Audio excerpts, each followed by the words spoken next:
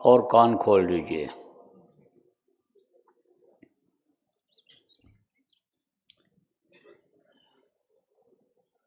जय गुरुदेव।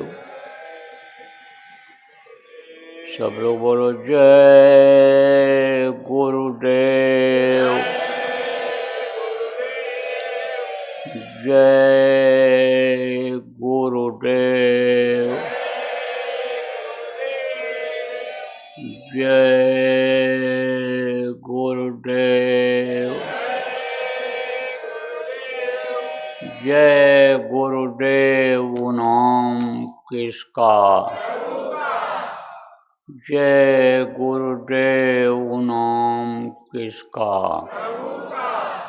प्रभु का पावन नाम। प्रभु का पावन नाम। जय गुरुदेव।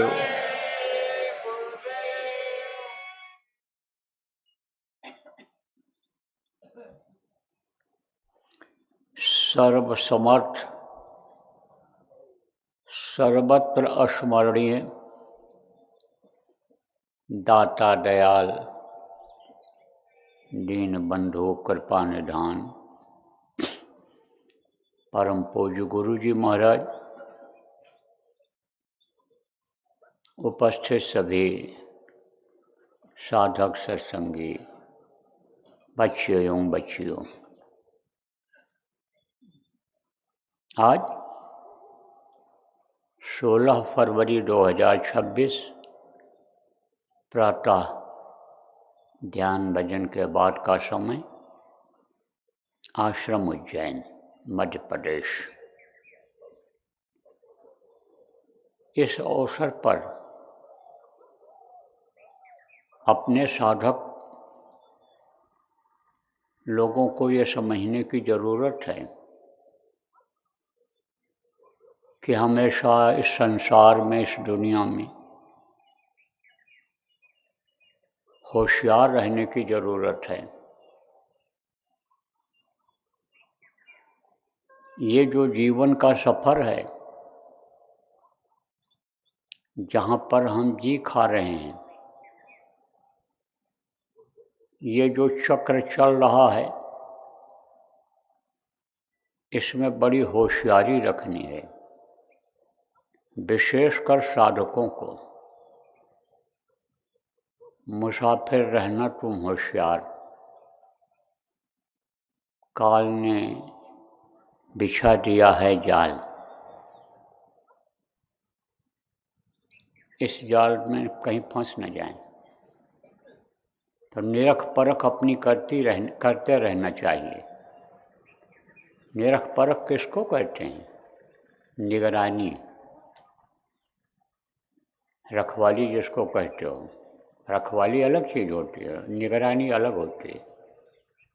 निगरानी में देखते हैं कि देखो कोई गलत आदमी तो नहीं आ गया, क्या क्या काम हो रहा है, क्या नहीं हो रहा है, कहाँ गलत हो रहा है, कहाँ सही हो रहा है।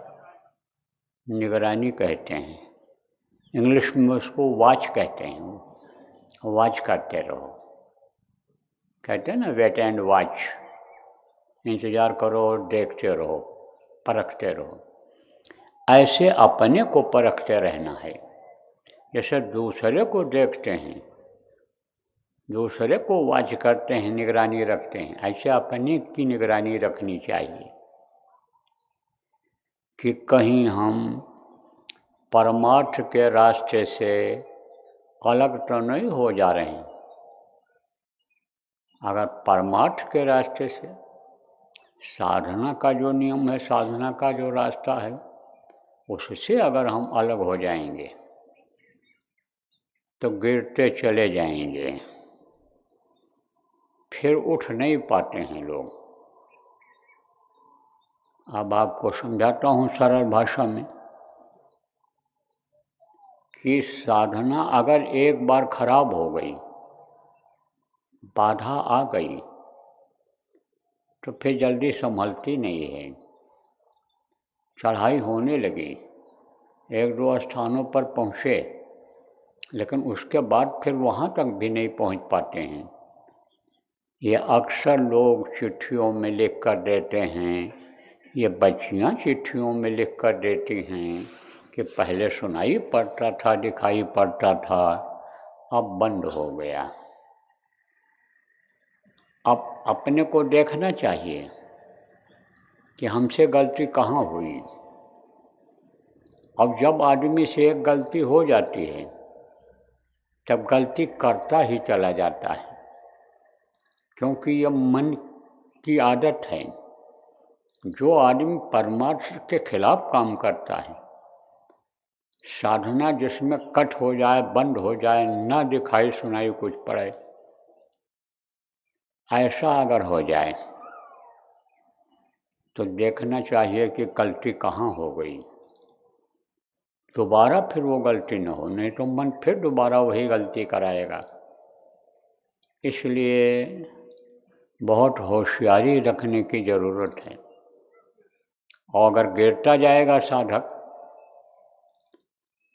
तो दूसरे साधक या दूसरे लोग जब उसको देखेंगे तो पहले तो बहुत वो बहस करेगा, बताएगा सब हर चीज़, और उसके बाद में जब यानी समझो रास्ते से अलग होगा, डामाडोल होगा, जब नाम पर से विश्वास हटेगा, शब्द पर से विश्वास हटेगा, गुरु पर से जब विश्वास हटेगा तब दूसरे लोग भी कहने लगेंगे, और दूसरे लोग कहेंगे अगर इस चीज़ को तो क्रोध आएगा, गुस्सा आएगा।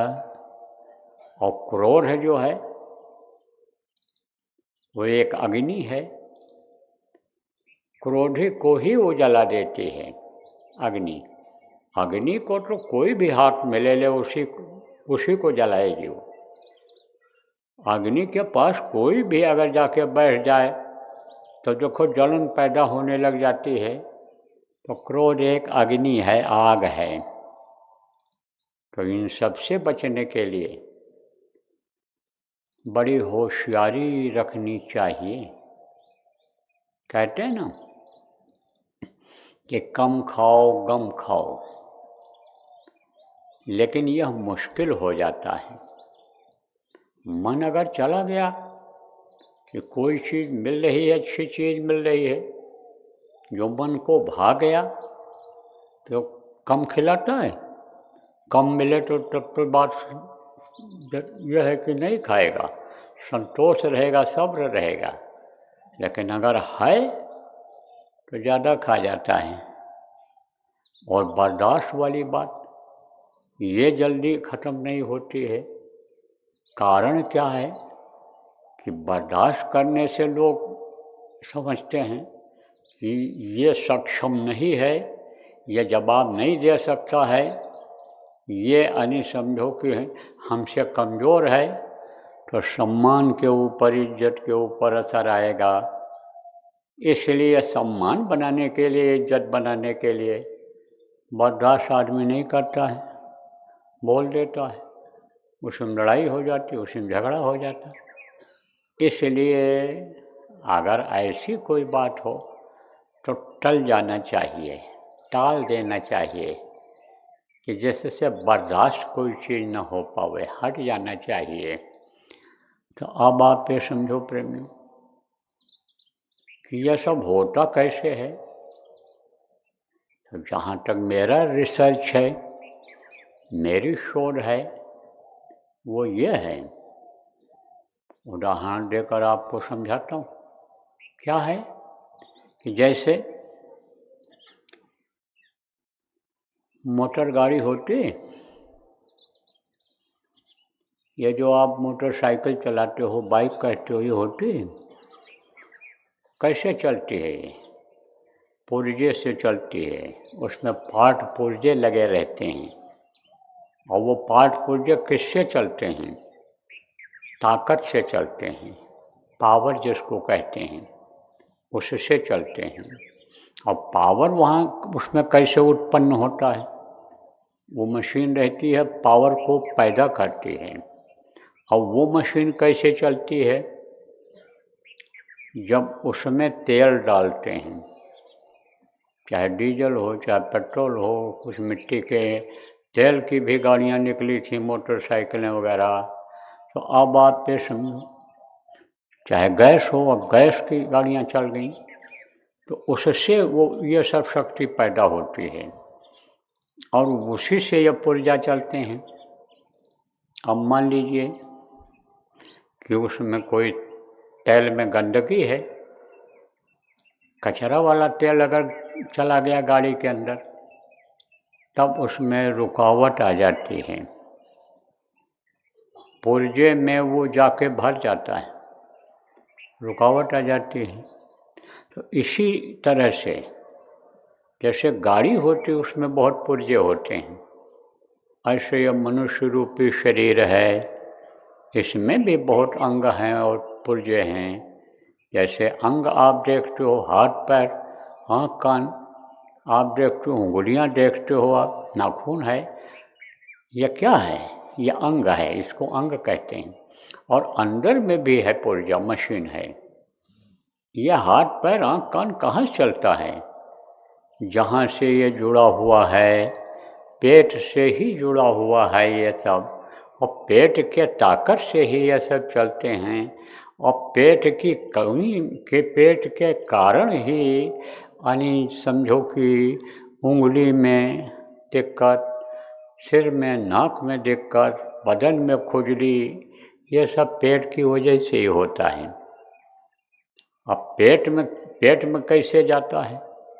मुंह के द्वारा जाता है। तो मुंह में जो भी चीज़ डालोगे, तो मुंह का काम क्या है? इसमें जीभ है, दांत है, दांत से आप उसको दबाओगे, काटोगे, चबाओगे और जीभ के द्वारा यानी अंदर भेजोगे, निगलोगे, तब अंदर जाएगा जो भी खाओगे।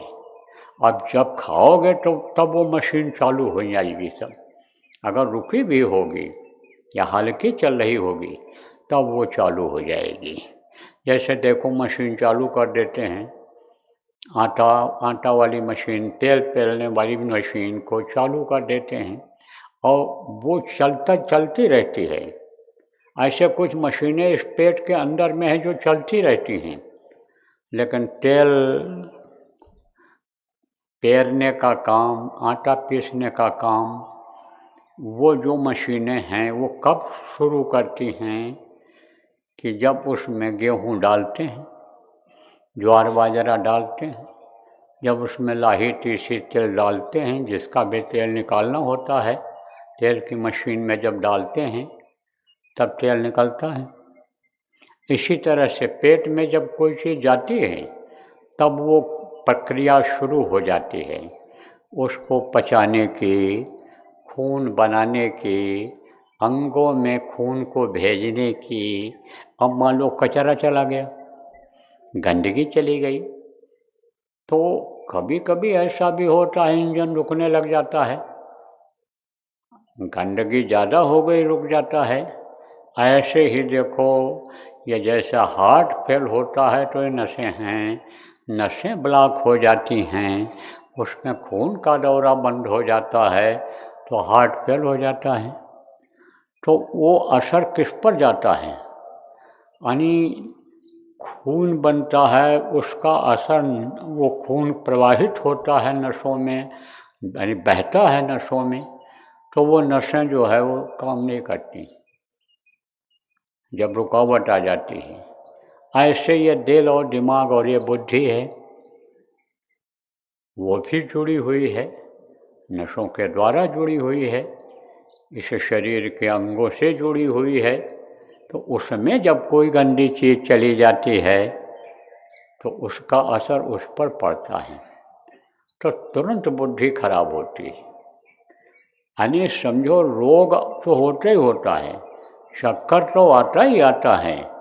ये जो वैज्ञानिक दृष्टिकोण से शरीर के ऊपर असर पड़ना चाहिए वो तो पड़ता ही पड़ता है, लेकिन परमार्थी हिसाब से, सत्संगी साधक के हिसाब से अगर कोई ऐसी गंदी चीज़ चली गई कि जो यानी उसके लिए ममानियत है, यानी समझो मना है कि ये चीज़ नहीं खाना पीना है, इससे बुद्धि खराब होती है, दिल दिमाग खराब होता है, वो चीज़ नहीं खाना चाहिए। सत्संगों में लोगों को क्यों बुलाया जाता है, सत्संग जगह जगह जा कर के क्यों किया जाता है कि यह सब बातें लोग सीख जाएं, जान जाएं और याद कर लें, रट लें, और कार्यकर्ता स्थानीय कार्यकर्ताओं को मालूम हो जाए और वो लोगों को समझा दें। इसलिए समझाया जाता है, बताया जाता है। तो जिसके लिए सख्त मना है कि किसी भी पशु का, पक्षी का मांस नहीं खाना है, तो मांस बिल्कुल नहीं खाना है। और अगर खा लिया तो समझ लो साधना बनने का तो कोई सवाल ही नहीं उठता है। संगत से भी अलग हो जाओगे, गुरु से भी अलग हो जाओगे, प्रभु की दया से अलग हो जाओगे, एक तरह से इस धरती के बोझा बन कर के जियोगे, और जब शरीर छूटेगा तो गलती की सज़ा मिल जाएगी। इसलिए हमेशा इसको याद रखना है, मछली नहीं खाना है, अंडा नहीं खाना है, ऐसे नशे का सेवन नहीं करना है कि जिससे होश में न रह जाओ। कोई बीड़ी पी ले, सिगरेट पी ले, जिसमें केवल तंबाकू ही हो, या तंबाकू पी ले, तो नशे में नहीं रहेगा। रहेगा नशा, किसका नशा रहेगा? जो भी चीज़ खाओगे उसका नशा रहेगा। जैसे शाकाहारी भोजन में दही आता है, दही खा लो तो सुस्ती आ जाती है। क्यों? वो नशा करता है एक तरह से। जैसे आप देखो, कई दिन का दही अगर रखा है तो एकदम खट्टा होता है, तो उसमें ऐसे भाप निकलता है, वो उसमें जैसे एक मादकता होती है, नशा होता है। इसी तरह से इसका भी नशा होता है। जो चीज़ खाते हो उसका नशा होता है, तो इसका भी नशा होता है। बीड़ी, तंबाकू और ये हुक्का, इसका भी नशा होता है। हमने तो कभी पिया ही नहीं, छुआ तक नहीं, यहाँ तक समझ। गुरु महाराज ही हमारे कहा करते थे, हमने तो कभी पिया नहीं, ना तंबाकू खाया। तो अब आप समझो प्रेमियों कि इसमें तो भी कम नशा होता है। लेकिन कोई शराब पी ले, गांजा, अफीम, ताड़ी का इस्तेमाल कर ले, भांग खा ले, कटोरा खा ले, या और कोई चीज़ जो जिसमें तेज नशा हो, तमाम ये नशे की गोलियां बना दी गई या कैप्सूल लोगों ने बना दिया, उसी चीज़ को इकट्ठा करके और उसको आसमन के द्वारा या प्रोसेस जिसको कहते हैं, प्रोसेस करके और उसको उसका पावर बढ़ा दिया। जैसे होम्योपैथिक दवाई होती है, पावर उसका बढ़ा देते हैं। एक ही खुराक दवा खिला दिया जाए तो 6 महीने तक वो दवा का असर रहेगा, वो दवा काम करती है। ऐसे ही ये बहुत तेज नशा करने, यानी खाने पर जो तेज नशा आता, ज़्यादा खाने पर, जैसे ये भांग है तो भांग का गोला खाते हैं लोग, थोड़े से शुरू करते हैं। आप समझो कि गोली जैसे बच्चे खेलते हैं, वहाँ से शुरू करते हैं और छोटे दाने से शुरू करते हैं और फिर वही बढ़ाते चले जाते हैं। उतना ही तेज नशा होता चला जाता है। आप ये समझो गांजा पीते हैं तो वो उसका नशा बढ़ता चला जाता है, और फिर वो नशा नहीं करते हैं, नशा उनको करता है, उनके ऊपर हावी हो जाता है, वो नशेड़ी ही हो जाते हैं। ऐसा नशे का असर शरीर के ऊपर होता है कि बिच्छू में जहर होता है। और जब खाते खाते उन चीज़ों को और नशा में नहीं आया, आदत बन गई, शरीर आदि हो गया, तब बिच्छू को पकड़ के ऐसे बिच्छू से डंक मरवाते हैं, बिच्छू से डंक मरवाते हैं। कौन? नाम नहीं लूँगा, लेकिन जो अच्छे अच्छे मंदिर मठ के स्थान पर हैं, देवी देवता भगवान जिनको कहते हैं, उनकी सेवा करते हैं, उनमें भी ये अवगुण हैं। तो देखने से ज़्यादा आ जाता है, साथ करने से ज़्यादा आ जाता है। इसीलिए कहा जाता है नशेड़ी का साथ मत करो, व्यभिचारी का साथ मत करो, चोर ठग का साथ मत करो, बेईमान का साथ मत करो, धोखाबाज का साथ मत करो, साथ नहीं करना चाहिए। तो ऐसे नशे से प्रेमियों हमेशा दूर रहना। और जैसा खाओ अन्न वैसा होवे मन, जैसा पियो पानी वैसे होवे बानी। अब मान लो किसी के यहाँ दावत में चले गए, भाई बहुत अजीज दोस्त हैं, बिजनेस के हमारे साथी हैं, शादी है, ब्याह है, पार्टी है, मुंडन छिंदन है, पूजा पाठ है, हमको जाना जरूरी है, और अगर हम नहीं गए तो वो हमारे यहाँ नहीं आएंगे तो हमारे सम्मान के ऊपर असर पड़ेगा।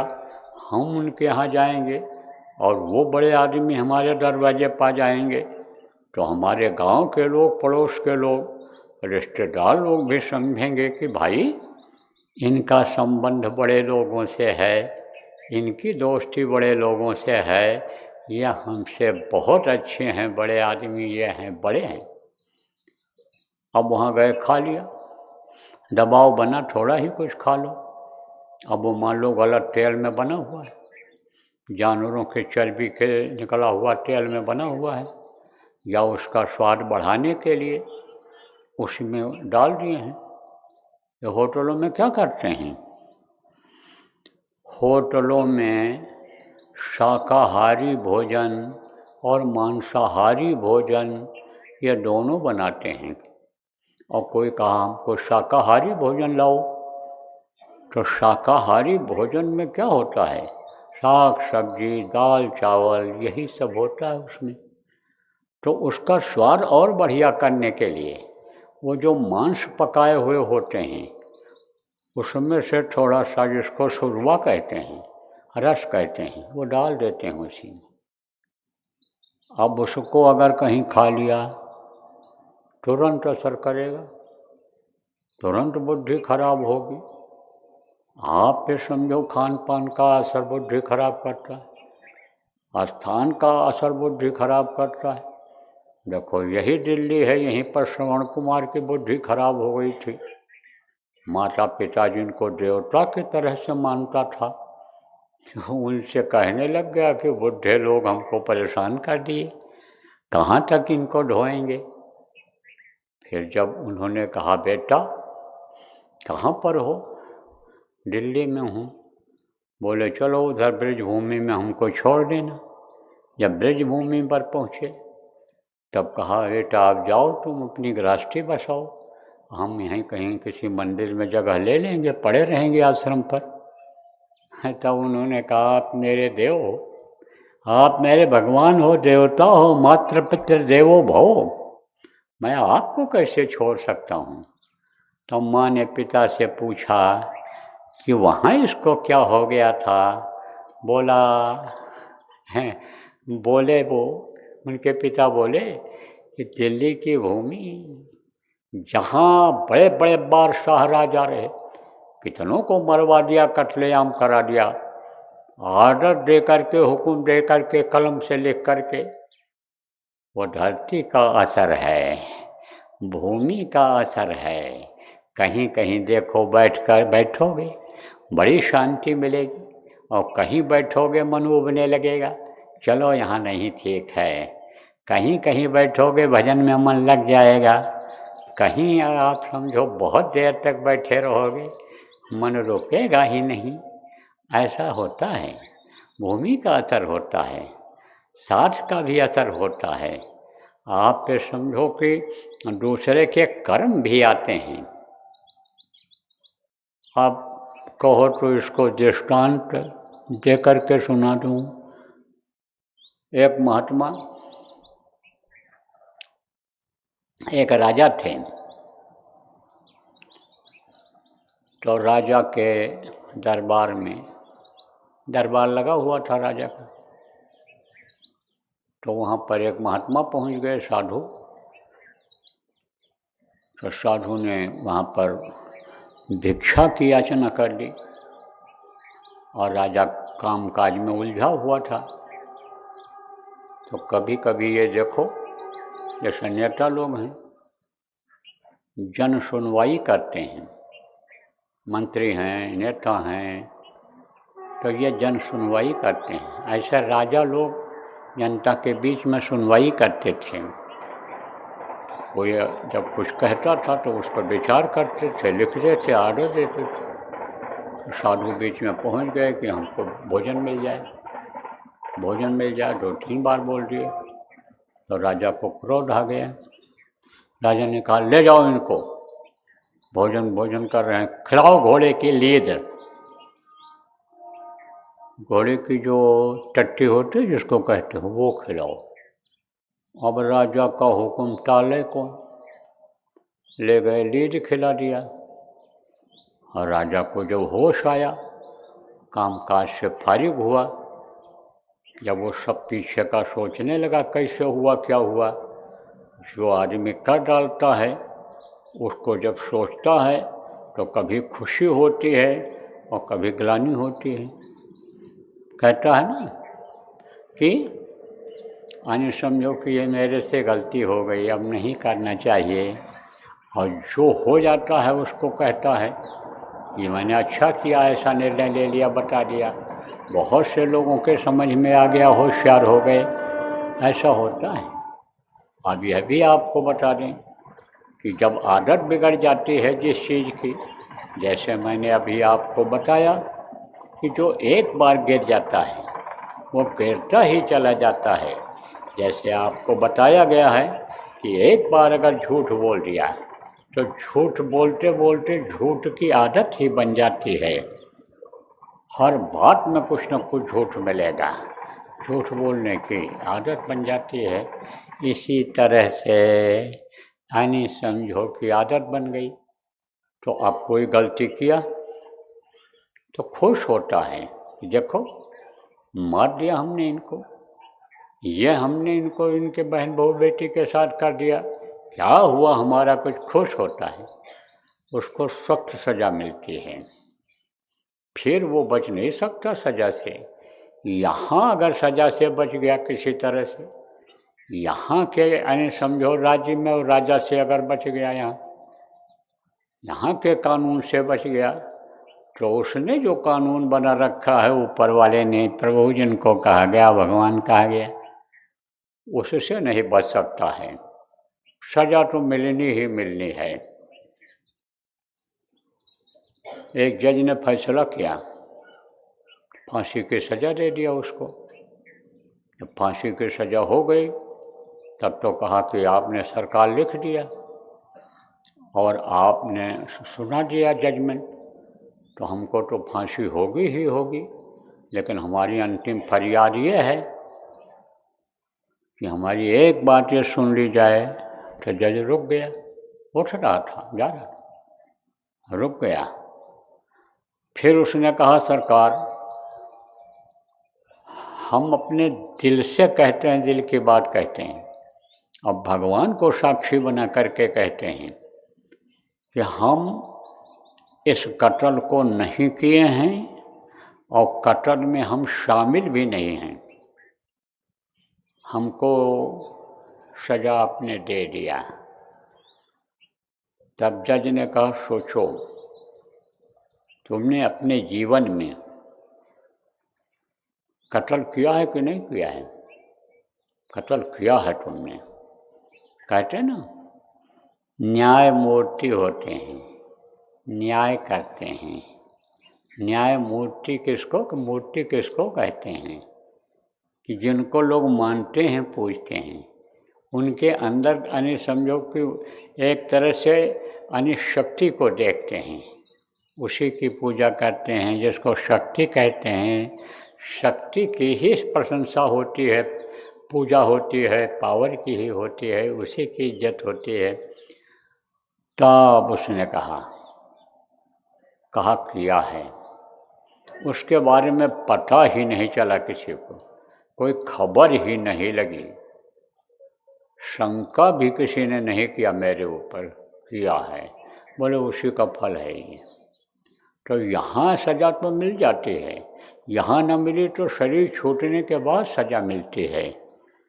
इसलिए अपराध से दूर रहना चाहिए, हमेशा निरख परख करते रहना चाहिए कि जो नियम और कानून के अंतर्गत नहीं है, चाहे वो समाज का नियम हो, परिवार का हो, चाहे देश का नियम हो, उसके जो खिलाफ है वो काम नहीं करना चाहिए। तो राजा ने सोचा, तो कहा देखो ये बात मैंने सुनी और इसका निराकरण कर दिया, ये ठीक किया अपनी समझ से।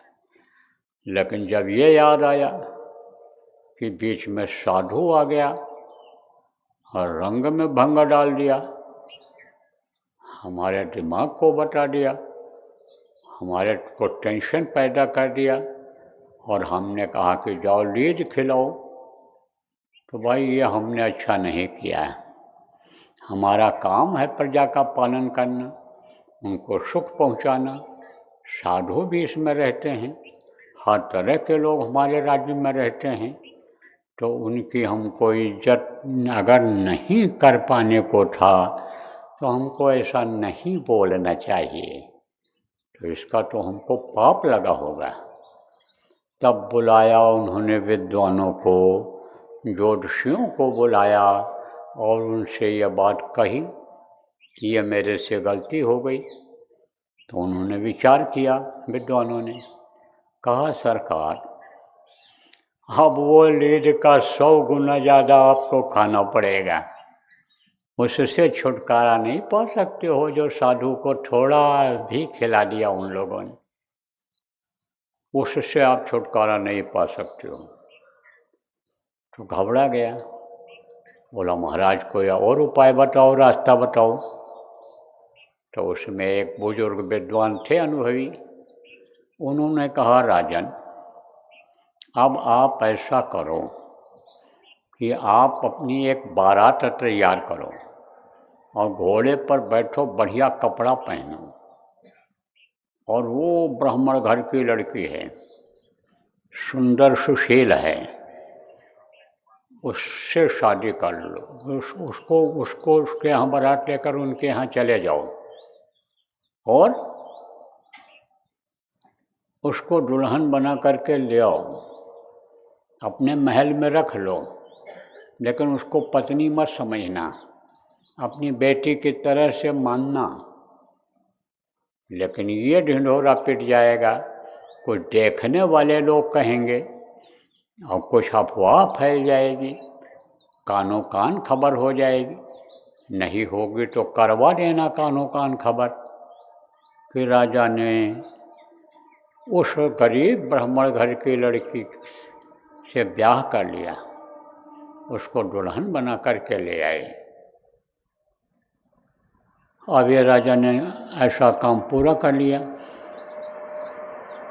कुछ दिन के बाद फिर विद्वानों को बुलाया, कहा भाई कोई आप उपाय बताओ, कोई अनुष्ठान हो, यज्ञ जब तप हो, कुछ बताओ आपकी जिसकी वजह से पूजा पाठ से ये हमारे कर्म कट जाएं जो बन गए हैं, गलती किया है हमने।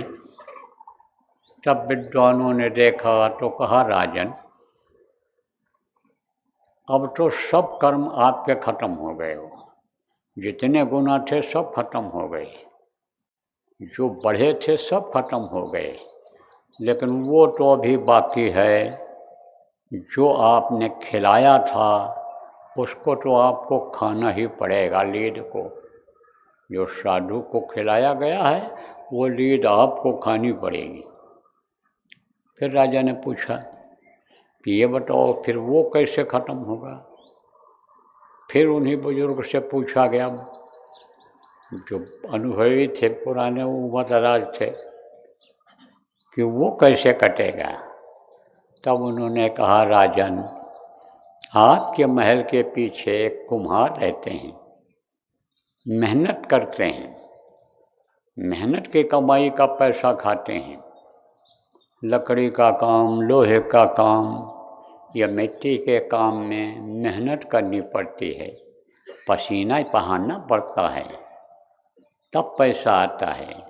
तो मेहनत और ईमानदारी का जो पैसा आता है वो फलदायी होता है, शरीर भी स्वस्थ रहता है, मन चित्त बुद्धि भी सही रहती है। और वो मेहनत की कमाई जब बच्चों के ऊपर लगती है तो बच्चों का भी दिल दिमाग सही रहता है, वो भी मेहनत कश हो जाते हैं, कहीं भी रहते हैं तो कमा के खा लेते हैं, योग्य हो जाते हैं। मेहनत करने वाला आदमी कभी भूखा नहीं रहता है, कभी नहीं।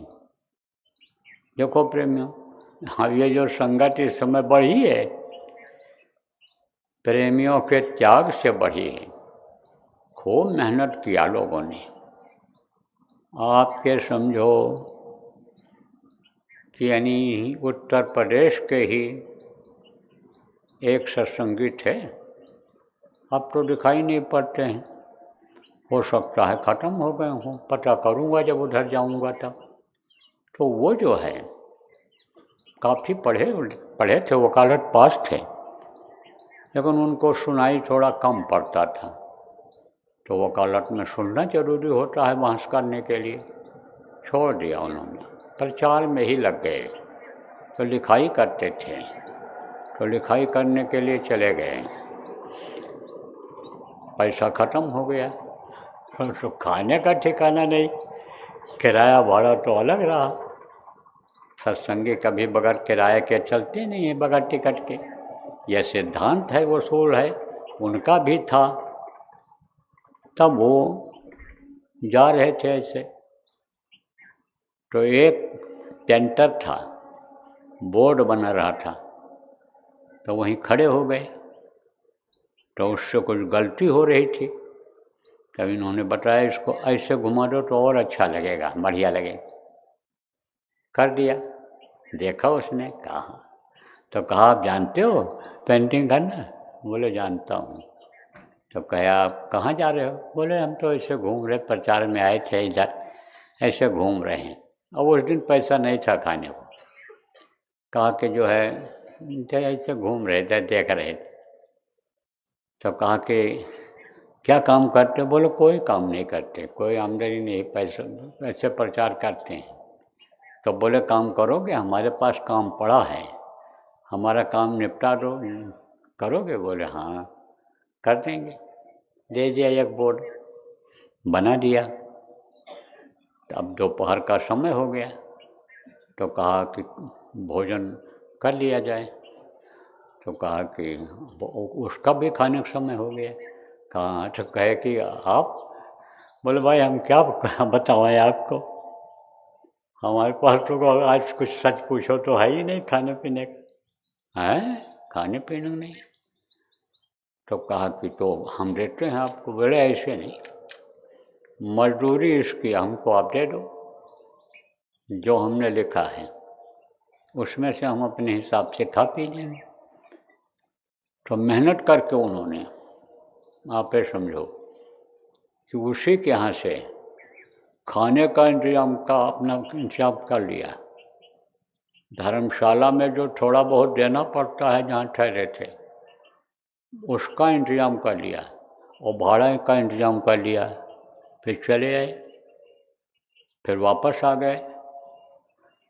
रिक्शा चला चला करके लोगों ने पैसा इकट्ठा किया। ऐसी ऐसी हालत हुई है, ये हमारे ऊपर भी बीती है। कुछ नहीं रहे थे, बस निकल पड़े गुरु महाराज के दे।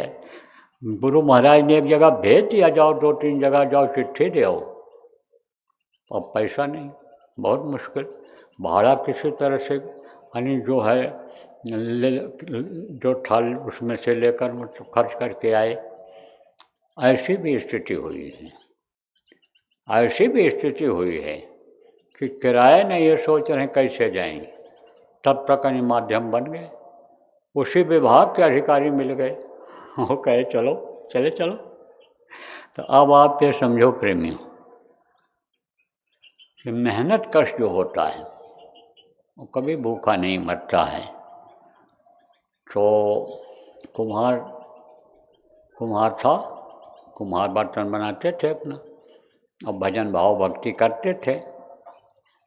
कोई संत मिल गए थे, रास्ता बता दिया था, यही रास्ता जो हमको आपको गुरु महाराज ने बताया।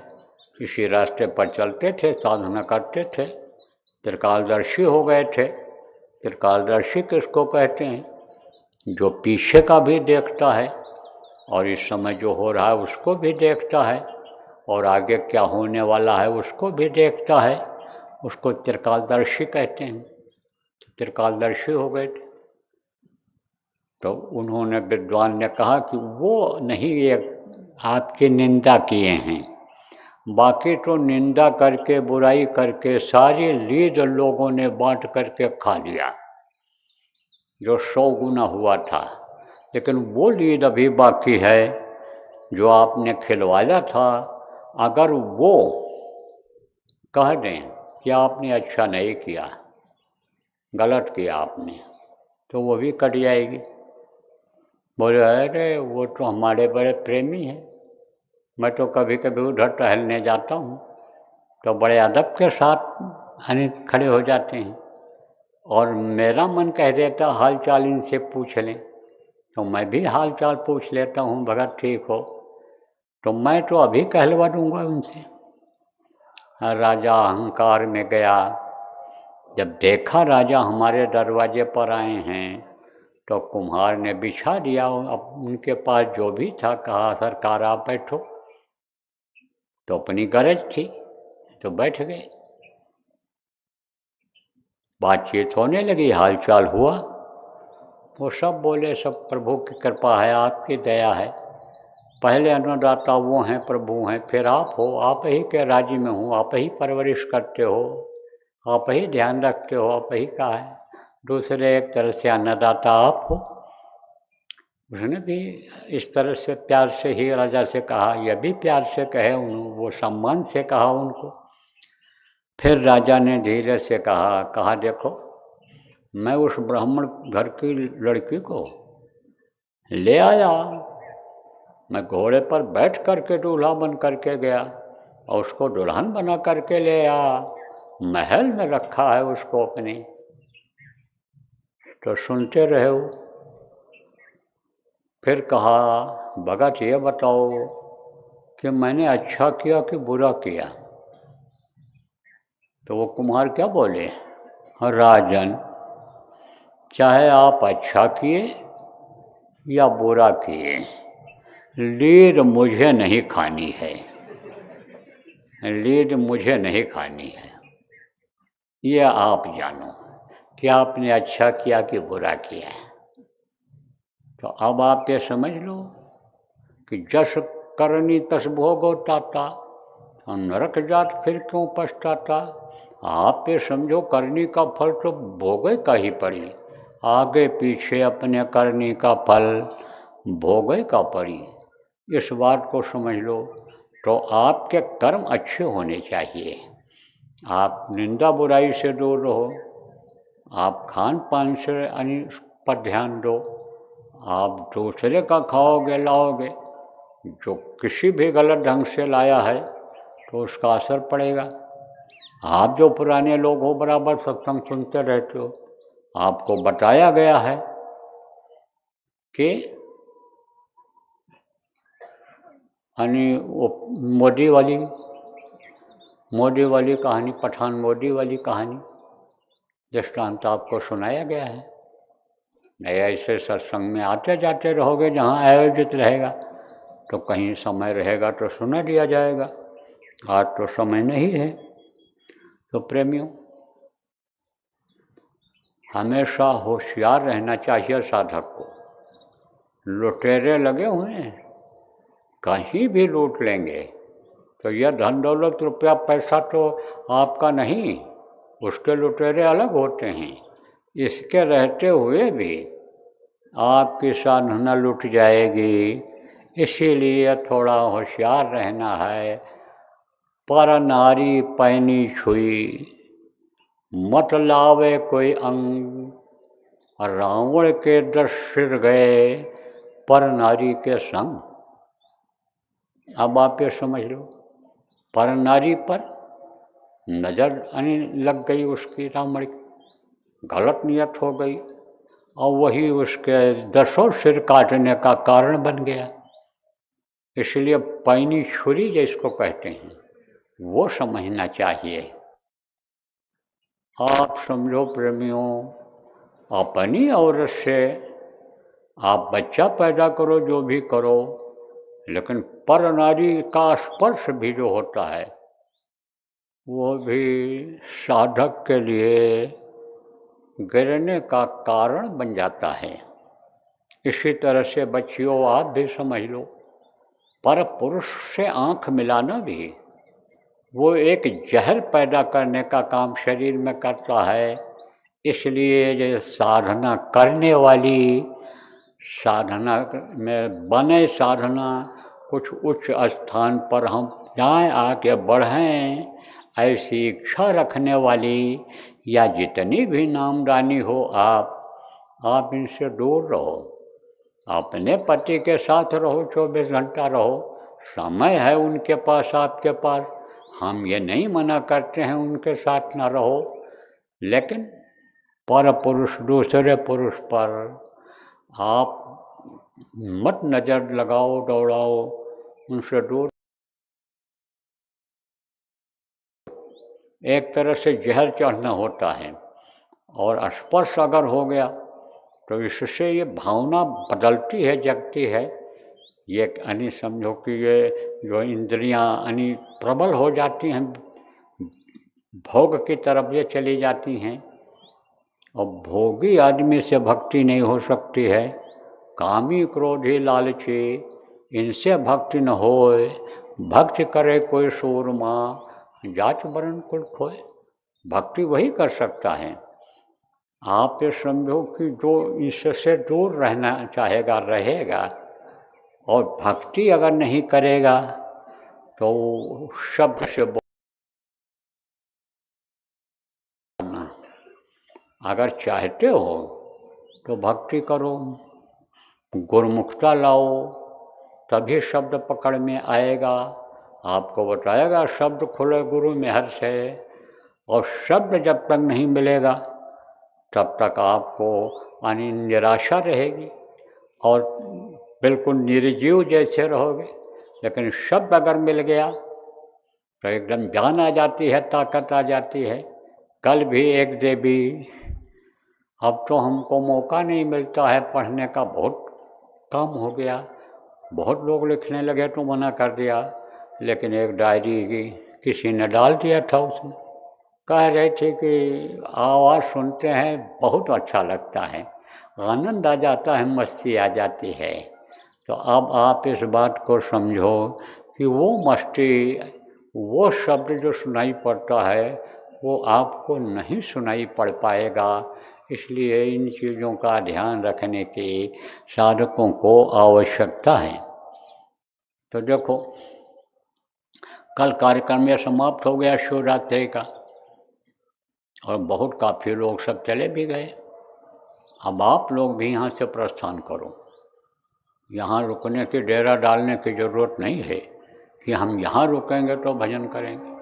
उसका मुहूर्त होता है, समय होता है, तो उस समय पर समझो आप कि जब आप यहाँ करते रहे तो आपको फ़ायदा रहा, लेकिन अब अगर करो तो वो नहीं, वो बात नहीं रहेगी। उसी चीज़ को आप घर पर करोगे। यहाँ आप मेहनत मजदूरी करके कमाई करते हो, लाते हो, खाते हो, वहाँ रहोगे, वहाँ खाओगे, वहाँ घर के बाल बच्चों सेवा करोगे, तो वहाँ वो बात आ सकती है। तो कौन भजन करेंगे, सत्संग सुनेंगे, तो सत्संग तो बहुत सुनाया गया, सत्संग वचनों को पकड़ने की ज़रूरत है। तो जिनकी यहाँ ज़रूरत है, गोष्ठी मीटिंग करनी है, या जो कार्यकर्ता हो आप, जो सेवादार हो, यहाँ पर आए हो सेवा करने के लिए, ज़रूरत है तो आप यहाँ रुको, नहीं अब सब लोग जाओ। अब चली चला का बेला हो गया। अब यह मत सोचो कि भगा रहे हैं, भगा नहीं रहे हैं, आपके हित की बात कर रहे हैं, आपके फायदे की बात कर रहे हैं। और फिर जब आवाज़ लगेगी, आ जाना। जिसके लिए जहाँ भी नज़दीक पड़े वहाँ आ जाना।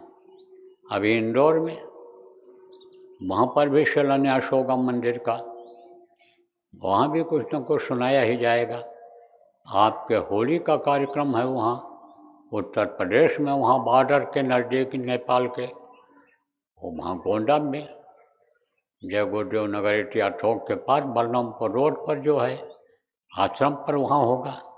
तो वहाँ भी आप उधर के जो लोग हो वहाँ सुन सकते हो, आ सकते हो। तो आप यहाँ चली चला का वेला कर लो।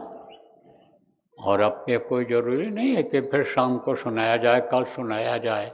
ध्यान भजन तो होगा।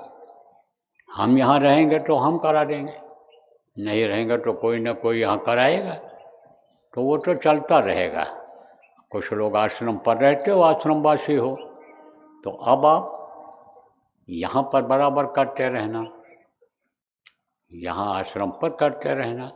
और आश्रम पर जो लोग रहते हो, अगर भंडारे में खाते हो, दूसरे का दिया हुआ खाते हो, तो आप करते भी तो हो, मेहनत करते हो, जिम्मेदारी है आपकी, करते हो, कराते हो। तो लटता नहीं है, दूसरे को नहीं देना पड़ेगा आपको भजन में, क्योंकि आप सेवा करते हो। खाली बैठ कर के जो खाओगे कोई काम नहीं रहेगा, तब तो भजन में कटौती होगी।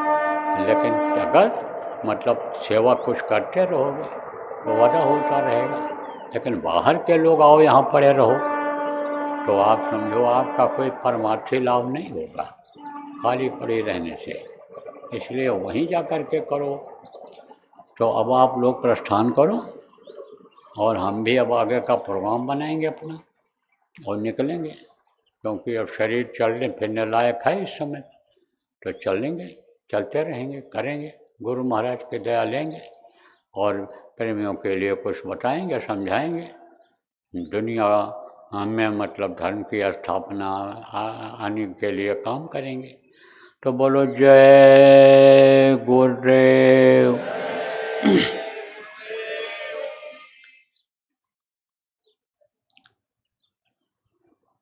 जय गुरुदेव, जय गुरुदेव, जय गुरुदेव, जय जय गुरुदेव।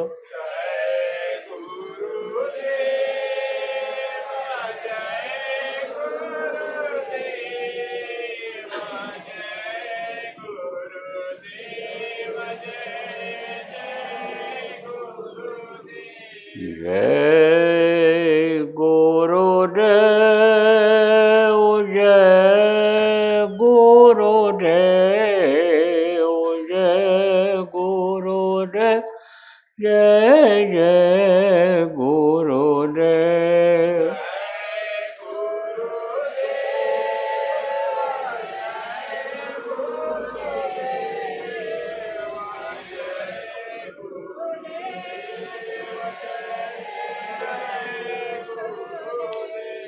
जय गुरुदेव, जय गुरुदेव, जय गुरुदेव, जय जय गुरुदेव।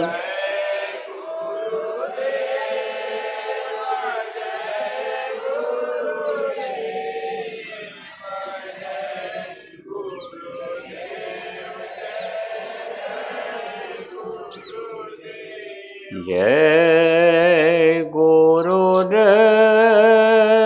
जय गुरुदेव, जय गुरुदेव, जय जय गुरुदेव।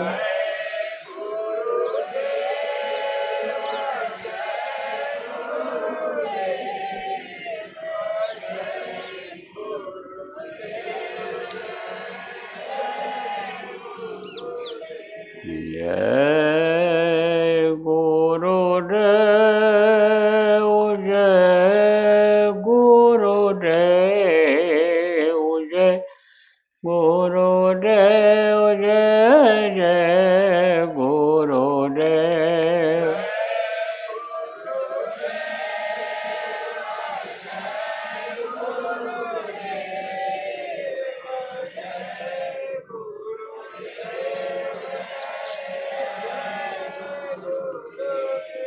जय गुरुदेव, जय गुरुदेव, जय गुरुदेव, जय जय गुरुदेव।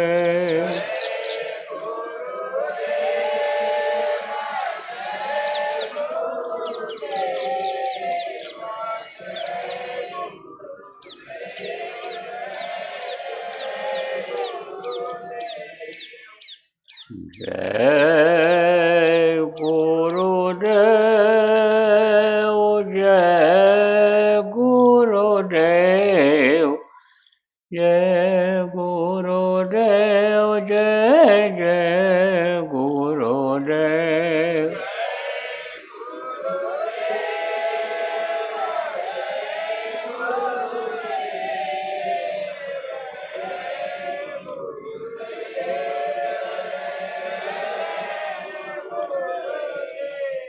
जय